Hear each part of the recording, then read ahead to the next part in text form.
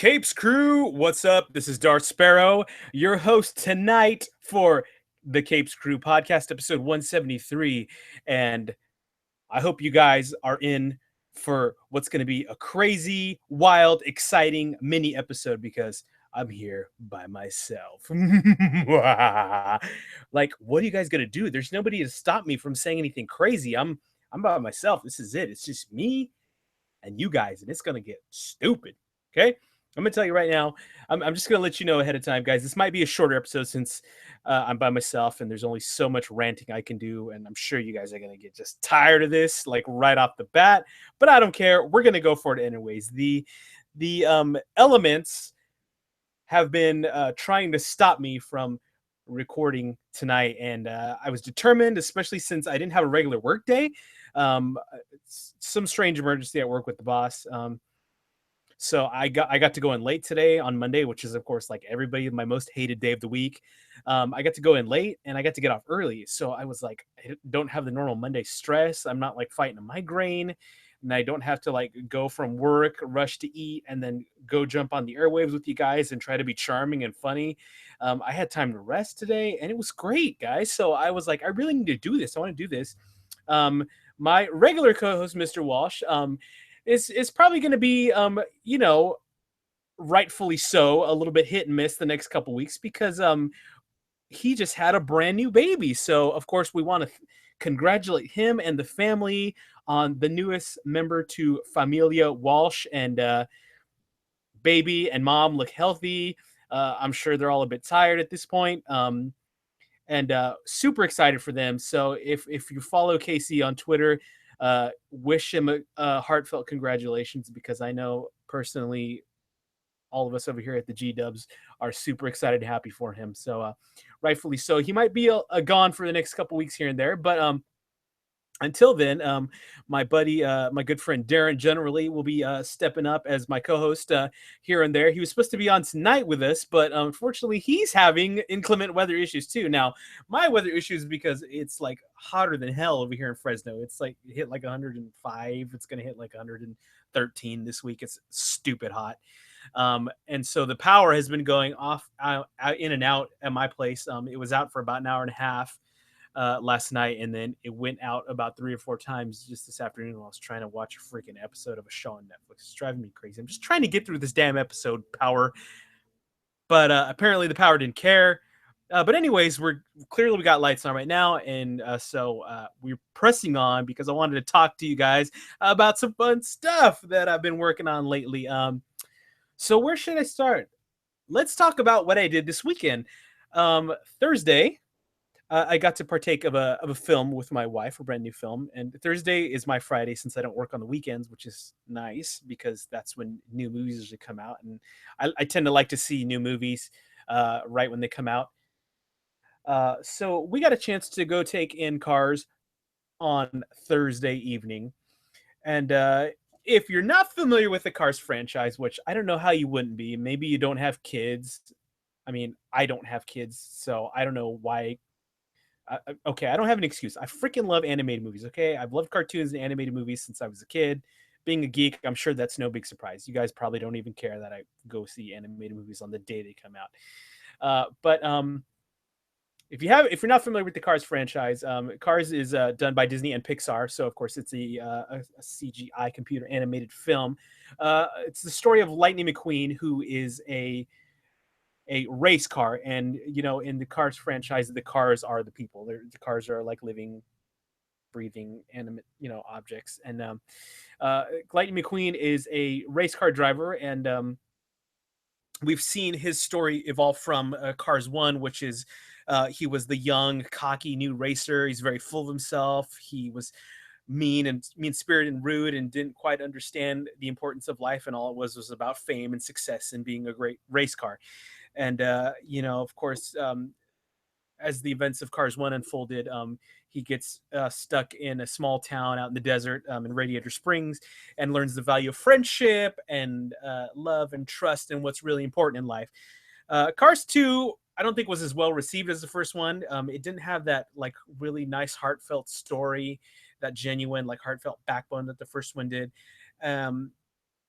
I think Cars 2 banked too much on the fact that too many people loved Mater, which is Lightning McQueen's best friend, the kind of goofy, we'll say like kind of dumb, slack jawed, like, oh my god, dadgum, this here pretty good, like his, like goofy tow truck friend. And I think the studio banked that people liked him a bit too much than they actually did. And so I feel like they centered quite a bit more of Cars 2 on him as they should have. And in that one, Mater kind of gets tied up in this big conspiracy in the World Grand Prix that Lightning McQueen is in, and cars are being blown up inexplicably, and they're trying to discover who's behind all this. And Mater gets mistaken for a secret agent, and we all know he's like, there would be a secret agent. He's too dumb. So I think that one was just a little too kiddie, and it didn't quite have that heartfelt backbone to it like the first one. But we go to the third one, which is what I'm talking about. And the third one, uh, really, really loved the third one. It was a awesome movie from start to finish. It definitely got back to that really emotional connection with the audience that the first one kind of had, and it deals with a lot of very, I will say, grown up topics. As far as once you get to a certain point in life, you start kind of maybe trying to figure out like what's really important, and maybe leaving things behind that are not as important, and trying to decide like when to make that decision to do those things. And I think we really get a glimpse of that in Cars 3. Whereas in the first movie, Lightning was kind of at the beginning of his career. This one, he's kind of at the end. He's been on top of the racing circuit for years now. He's a household name. He has millions of fans worldwide. And at the beginning of this movie, we see him in a very interesting spot. He's having to compete with new cars that are younger and faster and more advanced technologically, and so he's not the top dog anymore. He's having to really fight hard for his place in the whole racing circuit, and also he's having to fight hard to find his place in his own self and knowing like where he should be at. And this is not a spoiler. If it is, I'm sorry, spoiler alert. But in the preview, they show him rolling through the air clearly from a crash, and so that's one of the things that uh, kind of derails him and makes him really have to take a look at where he's at in his career and his life and figure out what he wants to do next. And that crashes because he pushed himself too hard to try to best one of the new guys, who is I guess we'll call him the villain in this movie. He's Jackson Storm. He's the new race car. And so he decides that he's going to really give it one more push, and with the somewhat hesitant blessing of his new sponsor, because the original company that he raced for, Rusty's, like sells the company, and they get a new sponsor. And I'm pretty sure the new guy is voiced by Nathan Fillion, which was kind of a cool geek nod.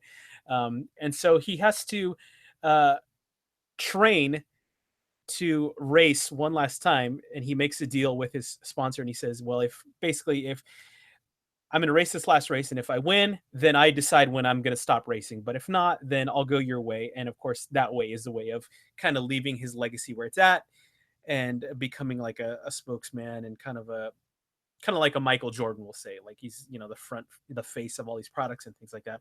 So that's kind of where the story takes us. And there's a great cast of new characters. There's the villain Jackson Storm, who's voiced by Armie Hammer. He's basically what Lightning McQueen was in the first movie. And we've got Cruz Ramirez, who's his trainer, who trains him in the nice brand new facility. There's some fun new characters. There's Miss Fritter, who is like a demolition derby queen. And we even get to see a big connection to Lightning McQueen's past and his former mentor, Doc Hudson. We get to see the man who trained Doc Hudson. And so super fun movie. Like I said, as an adult, if you have to take your kids, it'll be entertaining enough for you to enjoy. The kids love the colors and the talking race cars. And as always, there's some really fun Easter eggs. Now, I'm going to be honest with you guys. When it comes to Easter eggs, I'm not the best at spotting those. I really suck at them. I always have to read about it afterwards on all the different geek media sites. But this one I actually noticed a couple myself. And if you don't want to hear what I'm about to say, we'll drop another spoiler. And so I'm going to go over a few Easter eggs that I saw. Definitely, Lightning McQueen's sponsor, his office. The office number is A113. And if you don't know the A113 thing, that is the one of the classrooms that all the big like computer animation artists like John Lasseter and all those guys, they all studied under that. And that number has been in every Pixar movie so far. And it's sometimes it's a license plate, sometimes it's an address. Like this one, it's the number of the office suite that Lightning sponsors in. So I did notice that. In the Demolition Derby, I noticed that one of the cars has on painted on his hood the Pixar bouncing ball. And if you don't know what I mean by that, it's like that quintessential blue with the red stripe and a big yellow star bouncy ball. It's in Andy's room in all the Toy Story movies. I saw that. Saw the Pizza Planet truck, which has also been in most of the Pixar movies in some capacity. You can find it sometimes in a toy room or being driven in the Toy Story movies. I think they even managed to throw it somehow in Finding Nemo. So I did notice that. And also there was a nod to E.T. In the credits. And you'll know what I'm talking about when you see the film. So if you catch any of the other spoilers, tweet me when you see the movie and let me know. But definitely check it out. If we're gonna go on the GWW scale of ratings, I would give it a solid 7.5 out of 10. Solid film. Let's continue our film talk, and we're going to talk about some new releases on the Blu-ray scene. Last Tuesday, I picked up the Lego Batman movie, which just hit DVD and Blu-ray last Tuesday. Very shockingly enough, being a huge fan aficionado of Legos in general and the movie, which I absolutely adored. I never actually got to see the Lego Batman movie in the theaters. My first time seeing it was this weekend on Friday after I picked it up, and I got to tell you guys how much fun I had watching this movie. It's a blast. I felt to me it was like a start to finish fun ride. It was just go go go in true Lego Batman form. And if you've seen the Lego movie, you'll know what I mean. Like the Lego Batman, he's like very full of himself and he's always just switched on and over the top and he wants to like build stuff and play dark music and he wants to just be Batman and Batman's the best thing ever. So they really did a good job of translating that and giving Batman his whole own movie. You get a great storyline involving like Batman's essentially his whole rogues gallery, and the Joker, of course, comes up with a nefarious plot after he basically is the jilted lover and realizes that he's not, according to Batman, his arch enemy, and that Batman doesn't need him, and so he sets out to make Batman realize that Joker is his arch nemesis, and he teams up with some very bad guys from other films. And to me, it made more sense after I started playing the Lego Dimensions video game and seeing as how they've mixed the genres in that video game. They did a little bit of that in the movie, so it was kind of an extra fun nod. But uh, a really fun, entertaining movie. There's a lot of callbacks to other Batman movies. I mean, everything from Batman 66 to Batman Forever. They even dropped some Tim Burton references in there. If you look in Batman's Batcave, when he's like, you see all his vehicles, you can see like Batmobiles from the other movies. I guess this Batman is the same Batman as all of them. So hilarious, funny though, good movie. Good. What's even funnier, and you need to make sure you watch it if you pick this up, is the animated shorts because there's some really funny ones in there. You guys will definitely enjoy that. In other news today, I was noticing a lot of talk about Spiderman Homecoming today, and apparently there was a screening that has been shown already somewhere. I think one of the things that they were talking about was I think Marvel has kind of been keeping under wraps the advanced screenings for press even of this movie. Which I mean, we're about 2 weeks away from Spider-Man Homecoming. It's coming soon, guys. So, um, but apparently one gentleman has seen it and took to Twitter to give his thoughts about Spider-Man movie, and he said in quotes, "Finally, the perfect Spider-Man film I've been waiting my whole life for." Um, and he also went on to say that best Spider-Man movie since Spider-Man 2, the Ted Raimi. This movie is so much fun, great cast, great action. Villains was meh, but other than that, great. Um, I'm not surprised to hear that one of the initial reactions is that the villains were okay. That seems to be a big issue in the Marvel MCU, that they don't have enough standout villains, and it looks like this is kind of falling suit, unfortunately. But I think that so far the rest of his reaction was pretty positive. So we'll I guess we'll get to see that in a few weeks because we're Spider-Man Homecoming is coming soon. I'm really excited. If you guys are watching, you can see that I've grown my Stark stash back, so I'm ready to go for Spider-Man Homecoming. I'm gonna be cosplaying with a buddy of mine who is like a dead ringer for Tom Holland. It's gonna be fun. I'm looking forward to that. If you guys have been checking out our Twitter and Facebook, Casey Walsh and some of the other gang was talking about the press conference that happened for Spider-Man Homecoming. I don't remember where it was at, but there was a press conference between Amy Pascal and Kevin Feige, and the subject came up about the Spider-Man spin-off films, and people have been wondering if the Venom and the spin-offs were going to be part of the MCU. I think in an interview right before that, Kevin Feige had said there was no plans to cross them over yet. And then Amy Pascal, in the interview they did together, said, yes, they're part of the same universe. And at some point, you'll see them cross over. And the best part of that interview was Kevin Feige's look of like, this is news to me.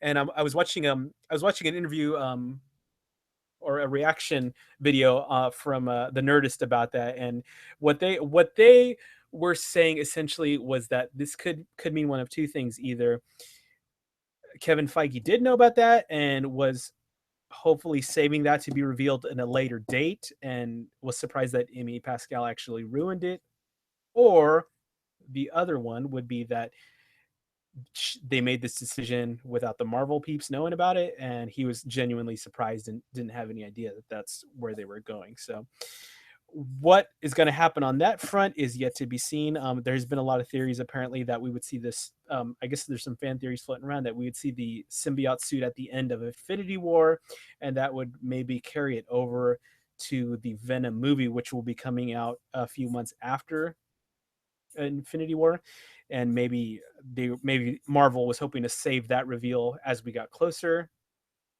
Clearly, that's not going to happen now, and we don't know really what the surprise face from Kevin Feige was. What are your guys' thoughts on the matter? If you have some ideas, if you got some insight, or you think you have an idea of what's really going on in the whole Spider-Man Marvel Sony fiasco, tweet us, let us know, because we'd like to hear what your thoughts about it are, guys. So that's enough for movie talk.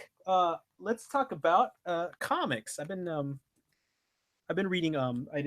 I didn't bring them with me to present for the screen, but I've been checking out continuing Iron Man, Invincible Iron Man with Riri Williams, which I love that comic book so much. I love my Iron Man. You guys know that.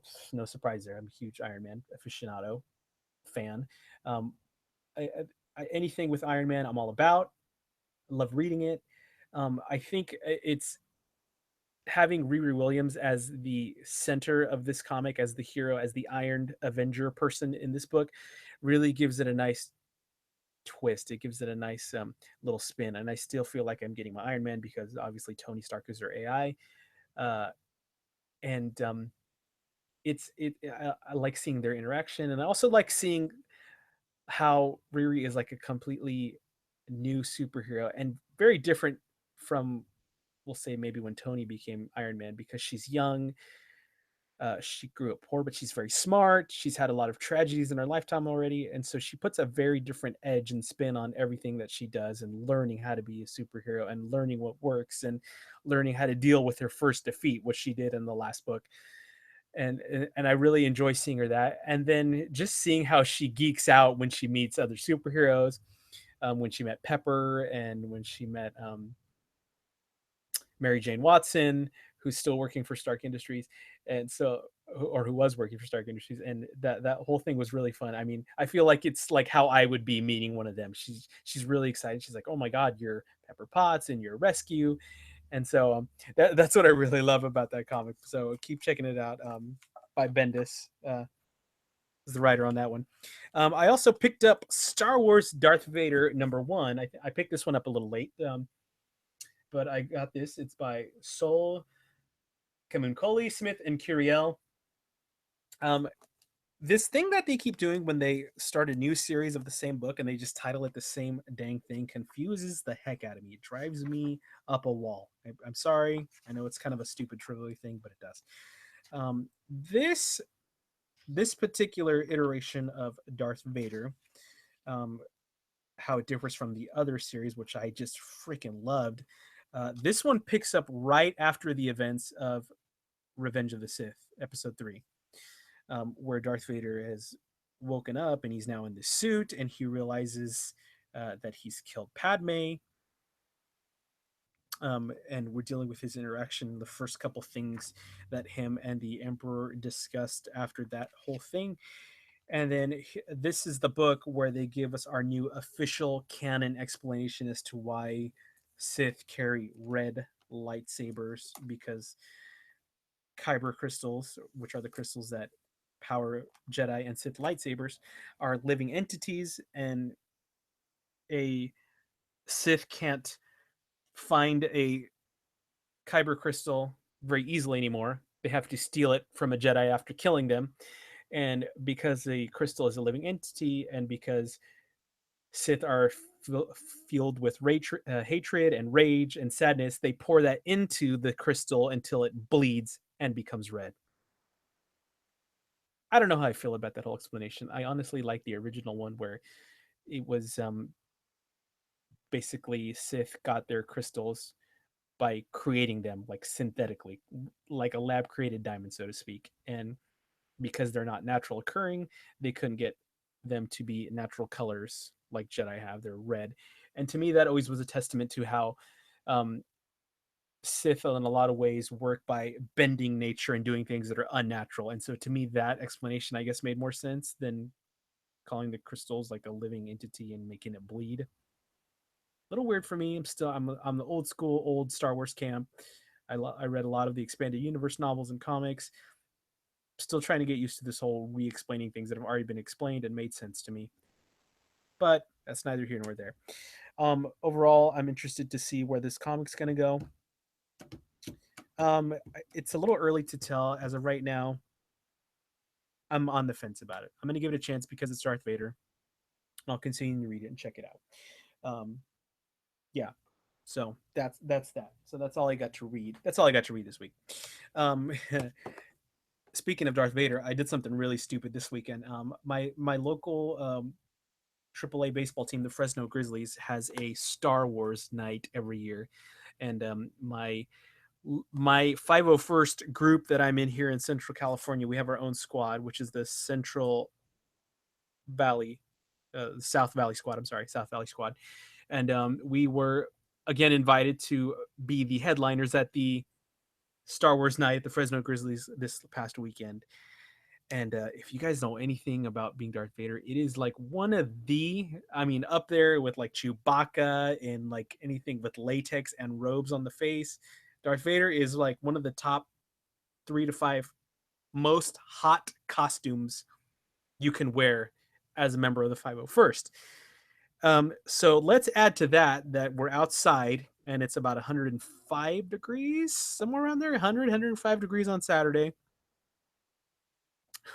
And they, they're always really excited and they like want us to like be on the field and let's help throw the first pitch and do the national anthem and let's do this. They stuck me, I got ready, suited up, and I was ready to be out on the field at 5 o'clock. We took pictures out in the sun, all black, wool, leather, fiberglass out in the sun.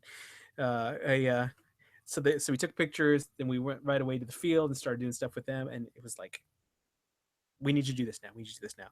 Now, mind you guys, when it's cool, I take a break about every 45 minutes to an hour to take the helmet off, get water, hydrate, all that important stuff. In 100 degree, anywhere from 100 to 104 degrees. I don't remember exactly how hot it was on Saturday. I went almost 2.5 hours straight without a break. Needless to say, at the end of that time, I was feeling not great. I was feeling like I was gonna pass out. So a rough one. Rough one.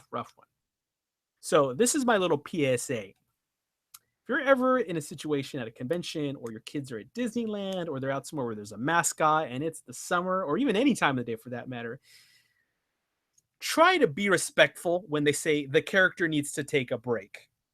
Because and I know some of you are thinking, well, nobody told you to do it. Well, you know what? Guess what? I do it for the fans. I do it because it's fun. I do it because, especially Saturday night, they also did this in conjunction with raising awareness for breast cancer, and there was breast cancer survivors. So we do this for a lot of reasons. But in that respect, we do this as a volunteer thing. So nobody's paying us to do this, to be out there in the heat. We do this out of the goodness of our heart because we enjoy this and we enjoy making people smile.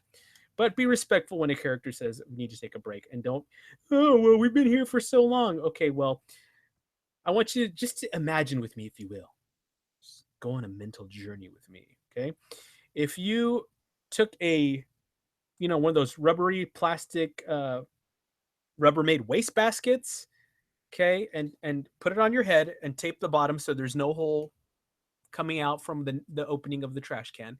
And then you wrap that whole thing in black wool leather and then stood out in the sun for 5 minutes.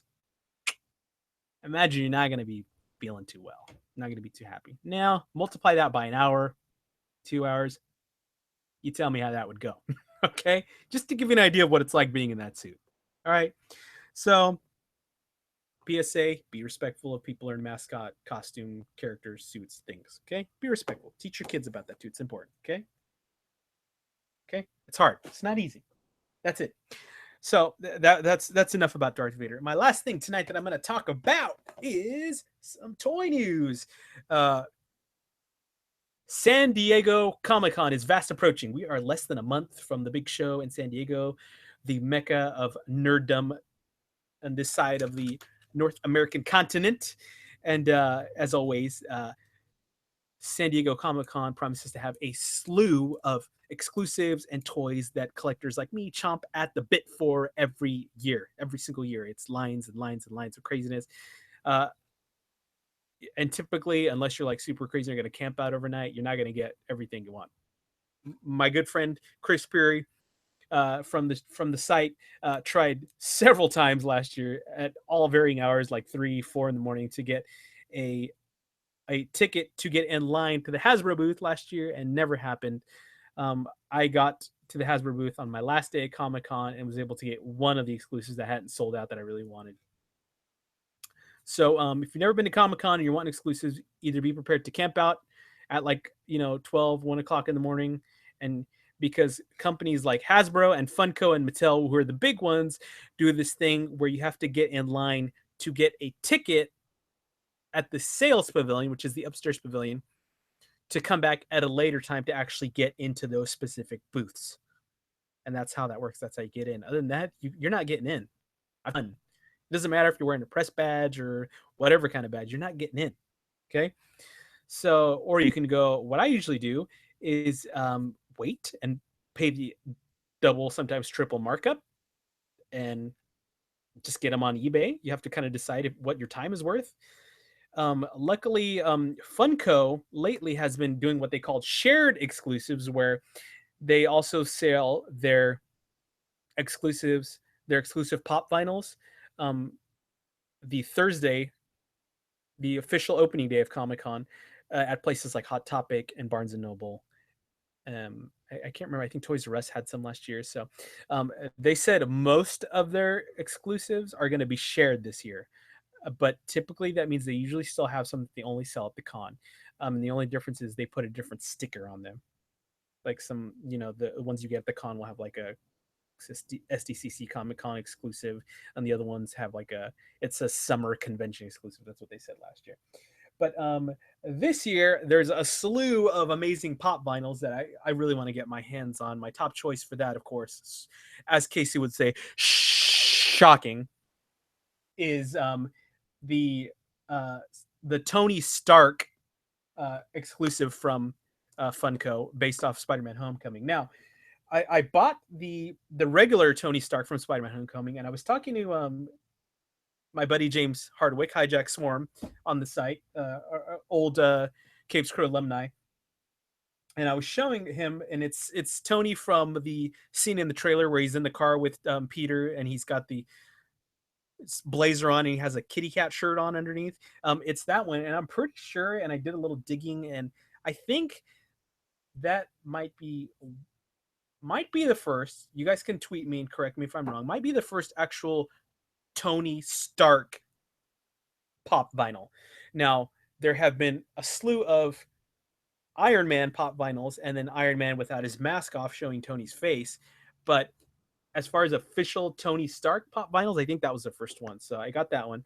The one they're coming out with at San Diego Comic-Con is him in the suit holding the Iron Man helmet in his hand, which I really love, because you guys have seen pictures of me on Twitter, on my profile.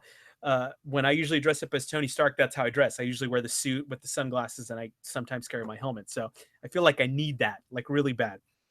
So that's one of my favorite one. Just announced today, another section of their Funko Pop lineup was released. The preview. They're going to be releasing, I think, what they're calling the last Harry Potter pop vinyls that will be coming out. Obviously, the Harry Potter franchise is still huge, now that we're getting the new films from Fantastic Beasts and Where to Find Them. And of course, we have Wizarding World of Harry Potter in Japan, Orlando, and California. So it's remained relevant, and all these years it still has that magical staying power. But I don't think they've put out a ton of pop vinyls from the franchise anymore, but they're putting out three more pop vinyls that are going to be exclusive to Comic-Con. The one of them is Harry on his firebolt catching the golden snitch, which is goes along with all these cool, I like to call them flying pop vinyls, and they put that clear little stand on it, which I think is really great. It's fun. The second one is Luna Lovegood with her Spectre specs, and she's got the Quibbler underneath her arm.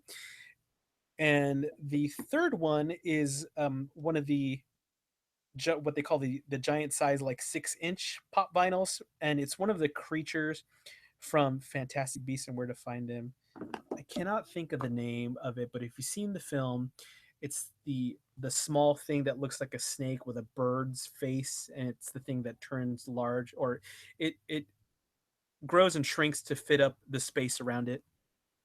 Tweet me the name, guys. I know one of you out there knows it, but yeah, that's the other release that they're doing. So there's as always, there's a whole slew of pop vinyls from other genres, from everything from Marvel to Harry Potter to anime, all kinds of fun stuff. As always, hit me up, guys. Tell me what you're looking forward to picking up at San Diego Comic-Con. And there's another really fun release that they're doing from our friends over at Skybound, who put out all the figures from the Walking Dead comic book. And if you've seen, you guys have to look up Shiva Force on YouTube. They made a parody commercial to go along with the product. Now, itself is hilarious. They took figures that they've already released, like it's Rick, Michonne, Ezekiel, and Shiva, the tiger, and they kind of gave them like corresponding like squad paint themes, which means they all have tiger stripes in certain areas of their clothing, and it's something that they used to do a lot of in GI Joe, like the Crimson Squad and the Cobra Patrol and all that stuff. And they packaged it in the old school, like 1980s GI Joe packaging, and it's exclusive. You can get at the Skybound booth at Comic-Con this year. But they went one step further, and they made a really like shitty, like grainy VHS quality commercial like they used to do with the GI Joe commercials in the 80s, where it's like always kids playing with the toys and like doing the voices. Hilarious, hilarious commercial. You got to check it out. Um, there's when the little girl swears in that, it like kills me every time. It's funny. But I bring that up to show you guys my last thing. And if you're listening, sorry you're not seeing this. I'll post a picture on Twitter. Um, what I believe is the first action figure.